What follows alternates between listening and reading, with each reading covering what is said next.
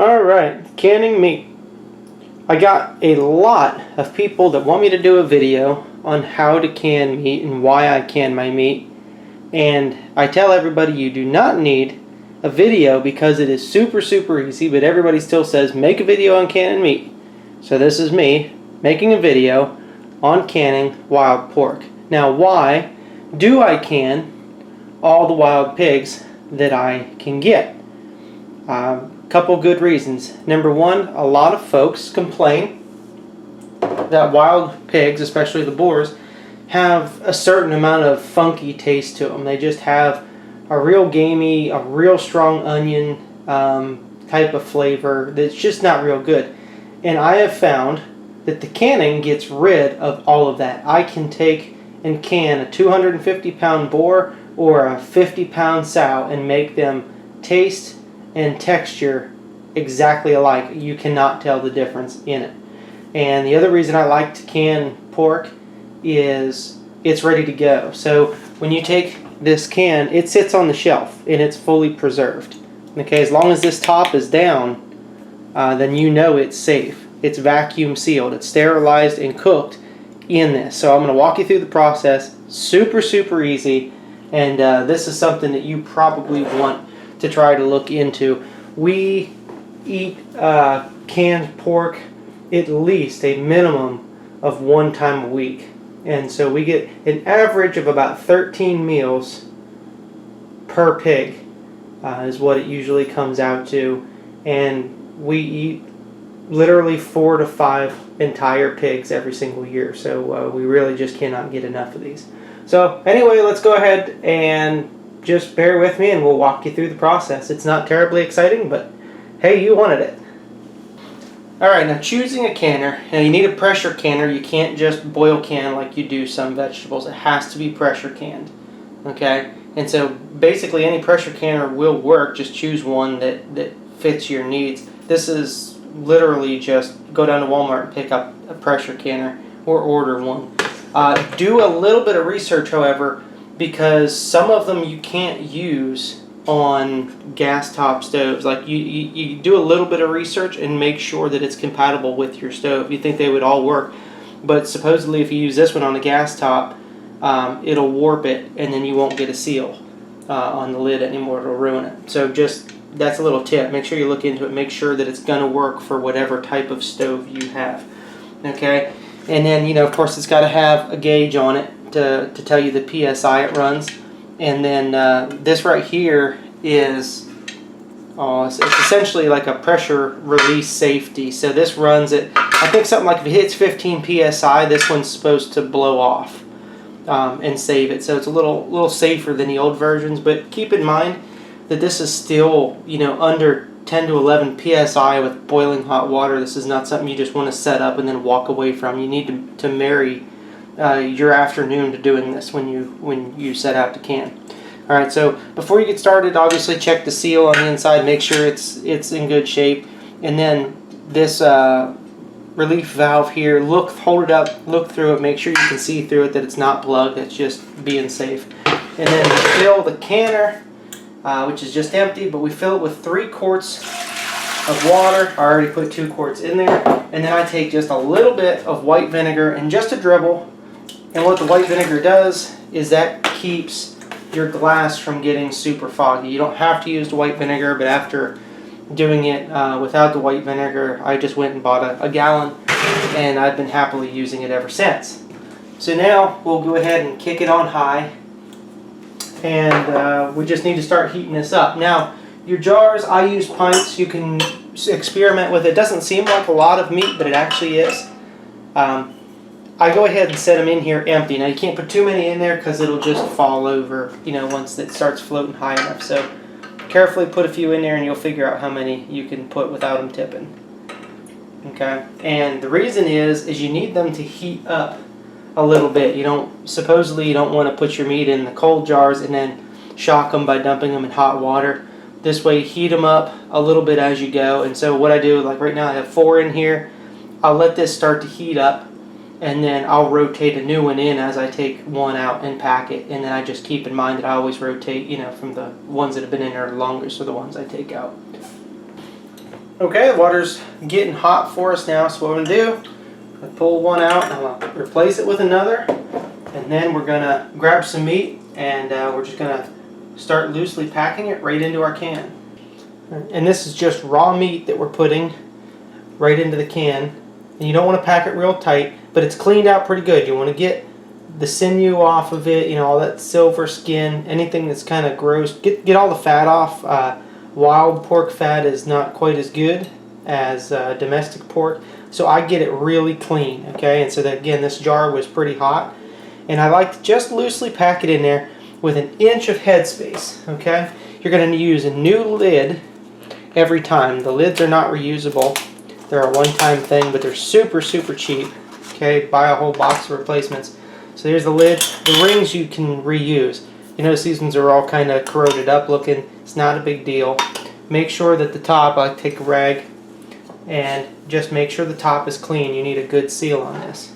And again, there's no liquid in here. This is raw meat, nothing else. You can do it different ways. You can do ones where you cook the meat first, put this and liquid in there.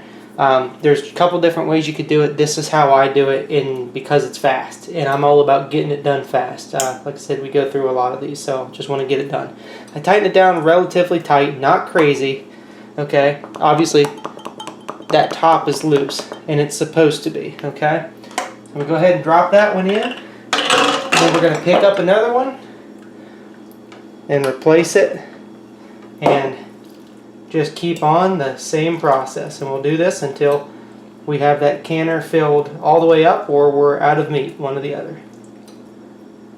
Another thing I'd like to make mention of, like I said, this is just the raw pack. We're just taking raw meat and putting it right in here, and it's going to cook itself while it's in there. You know, pressure cooking and pressure canning, very similar, and you can cook, when you cook this for like an hour and 15 minutes or so, it is like it's been in a crock pot all day long. It is really super tender. So, and again, with I don't put seasoning or anything in it. There's no need to sanitize jars, anything like that.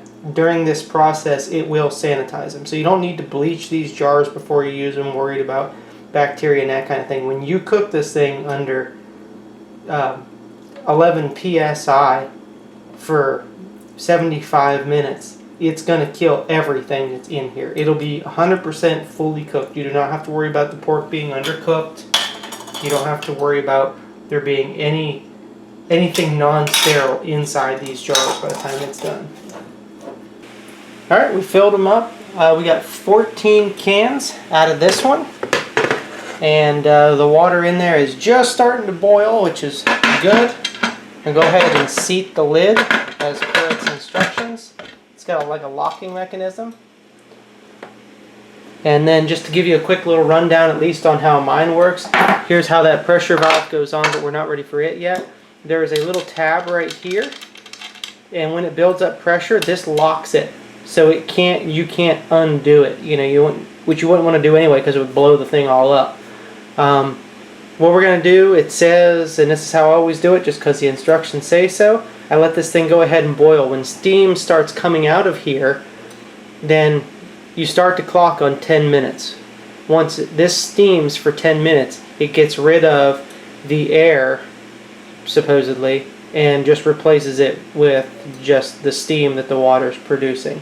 And that's enough time to vacate all of that. Then we'll go ahead and we'll pop that top on quick, and it will be shortly after. It'll build a little bit of pressure, and as it builds pressure, this thing will kick up, and then just slowly our gauge will start to climb. But we'll see that here in just a minute. Alright, the steam's rolling out of it. It's been 10 minutes. Put the top on.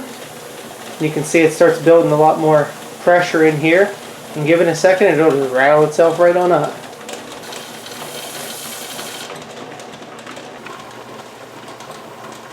While we're waiting for this to get up to pressure, I'd like to use this opportunity to invite you to check out my channel on YouTube, as well as my website, primitiverevival.com. If you're not familiar with what we do at Primitive Revival, is we build a lot of ancient style weapons, and then we put them to practical use in taking them hunting, and we're actually pretty successful at it. So So I'll put a link on the screen if this is on YouTube, and if it's on Facebook, then you'll find the link in the description. But check it out. It's 100% free. Just subscribe, and I think you'll enjoy what we do.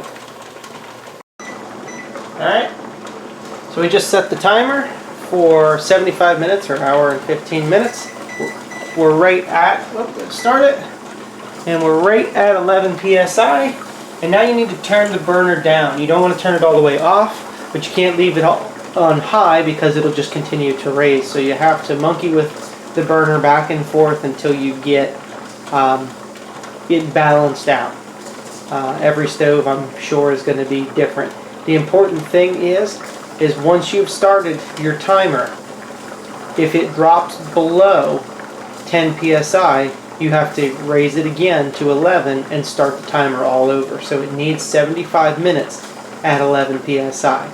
And it sounds harder than it is. It's really not that hard. If it starts getting like 11 and a half, you turn it down a little bit. If it gets to 10 and a half, you turn it up a little bit. Just keep it bouncing back and forth between 10 and a half, 11 and a half, and you'll be in pretty good shape.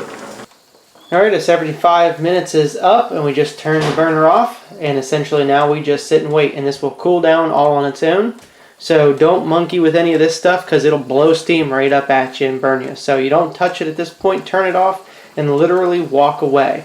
When this tab drops, then it's safe to go ahead and take the lid off. Alright, it's all done. The tab went down all by itself. We can take that off. A lot of times I let it sit just a little bit longer.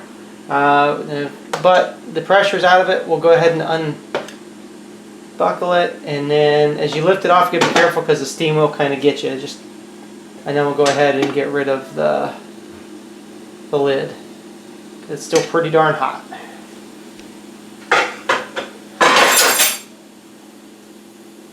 Okay, then your tops, there'll still be a lot of pressure in these cans, and they're going to be very, very hot. So grab something like this to do them, and then set them over on a towel somewhere. And you want to leave about an inch or so in between them. You don't want to butt them right up together because you want them to cool very evenly all the way around. Now the tops, there's still a lot of pressure in the can, and what you'll notice here is that the liquid is still boiling a lot of times on the inside, and that's okay. And as it cools down, it'll eventually shrink, everything will shrink down, and it'll suck that top down. So you probably won't hear anything now, but as the evening wears on, you'll hear these pinks, pinks, pinks. And that's the lid's going down. It's nothing to worry about. That's supposed to happen. So, like I said, you gotta pull them out, and you're gonna be like, wow, the lids aren't down, and they're not supposed to be. So don't freak out about it. Just pull them out, set them aside, and what I like to do is I let them go overnight, and get up in the morning, make sure all the lids are down, or before you go to bed, make sure they're all down. If they're not, which I've never had one not go down, but if you have one for whatever reason that isn't down, just put it in the refrigerator and then eat it the next day. There's no reason you can't do that. You just don't set it on the shelf because it won't be preserved. But what I like to do is let them go till the next morning, make sure all the lids are down, and then I can go ahead and you can take the bands off of them and write on them what they are, pork and the date that you put them in there, and then stack them in the pantry, and they're good to go. And I mean, you'll get at least a year out of it, but I think you probably get quite a bit more time actually if needed. But we burn through them so fast that if they last a month or two with us, that's a long time. So thanks for watching, and I hope you learned how to can your own meat.